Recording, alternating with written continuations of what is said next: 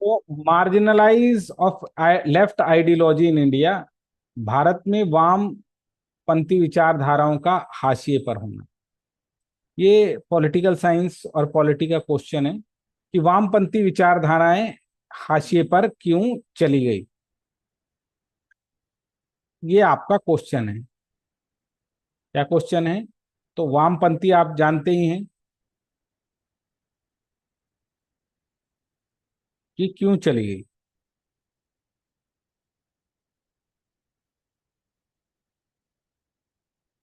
तो left ideology भारतीय राजनीति में हमेशा रही है ना, जो गरीबों की बात करने वाली, समानता की बात करने वाली, और एम एन रॉय से आगे बढ़ते हुए सीपीआई और पार्टियां आगे बढ़ते हुए लोकतंत्र की प्रोसेस में ये आई थी, जिसमें कुछ पार्टीज हैं, CPIM, communist party of India, communist party of India Marxist.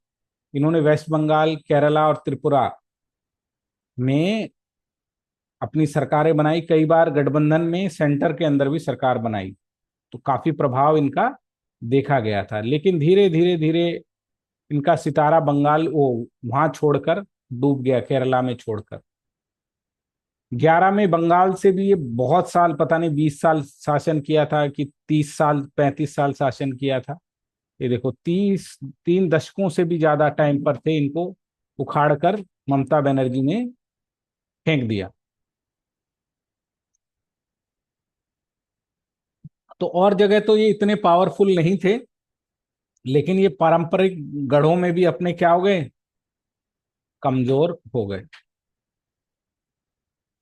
क्यों? ये कारण है, सबसे पहले जो इनका झंडा बरदार था वही डूब गया, उसी ने ग्लोबलाइजेशन की प्रोसेस को अपना लिया। कौन है वो? रशिया। तो left wing ideology policy often perceived at anti reform, काट देते, एंटी ग्रोथ। तो लेफ्ट विंग लिबरलाइज इकोनॉमी के साथ अपना वो नहीं कर पाई।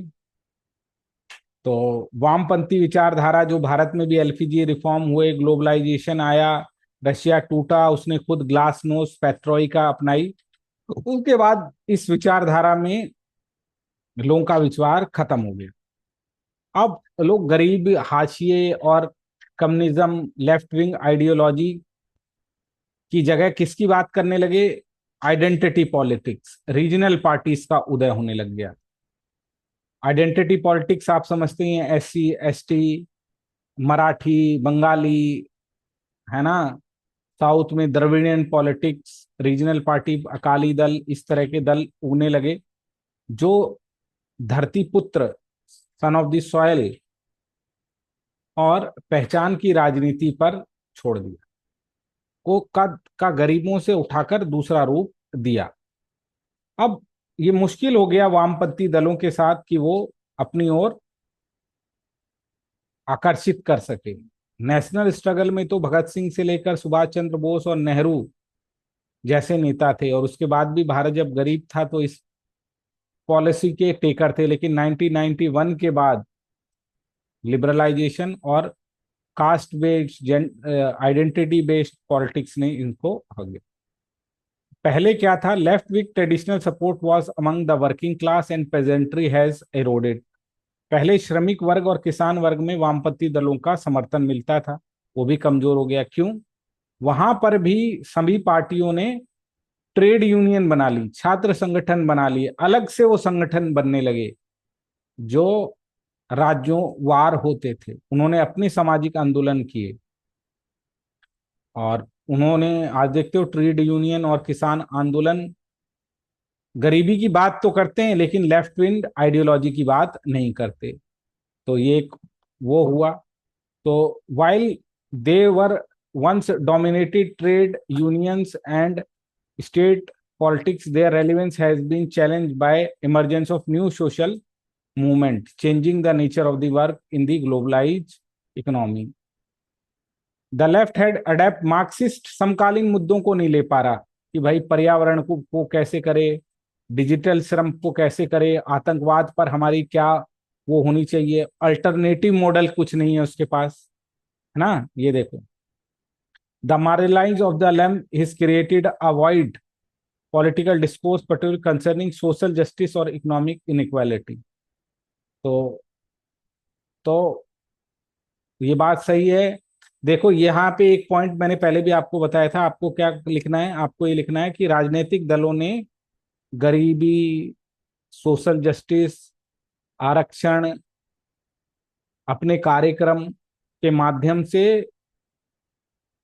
अंत्योदय की विचारधारा को, गांधी जी के जंतर की विचारधारा को अपने में समेट लिया है, जहां पर आज लोकल जनता को जो मेन फेयर पार्टीज हैं, कांग्रेस, बीजेपी, यही क्या लगती हैं, यही लगती हैं कि ये यही गरीबी की बात कर रही हैं। आम आदमी का इमरजेंस, ये सब अ, ये दिखाता है कि पार्टियों ने भी उन मुद्दों को अपने आप में समेट लिया है। ये बात बिल्कुल ठीक है कि आज वामपंथ के जाने से सामाजिक न्याय और आर्थिक असमानता के मुद्दे हाशिए पर चले गए हैं। There is a vacuum while some of the see it as a natural evolution in multi-party democracy, other worry about the strong opposition advocate the most vulnerable section of the society। तो सबसे कमजोर वर्ग की वकालत कम हुई है ऐसा लगता है, और अपोजिशन भी कम हुआ है। पर इनको अपने आप को री इन्वेंट करना पड़ेगा अगर ये कुछ करना चाहते हैं। आपको एक पॉइंट मैंने पहले भी बताया था, यह बताना है कि क्या बताना है कि इनमें वो लीडर नहीं रहे, आइडियोलॉजी नहीं रही। पुराने लोगों अपनी आइडियोलॉजी से हारने के बावजूद भी टिके होते थे। अभी बहुत सारे लोगों ने जो इनके पुराने लोग थे वो लोग रिटायर हो चुके हैं, कुछ का देहावसान हो चुका है। तो जो नए लीडर हैं वो इस आइडियोलॉजी के टेकर्स नहीं हैं, न जनता है न पॉलिटिशियंस है। तो ये सब चीजें हैं जो इसमें क्या कर रही हैं, वो तो महसूस फांसी कर पे रहे हैं। पहुंचा रही हैं। तो मुझे लगता है ये क्वेश्चन आप लिख लोगे, तो इसको आप करना अभी।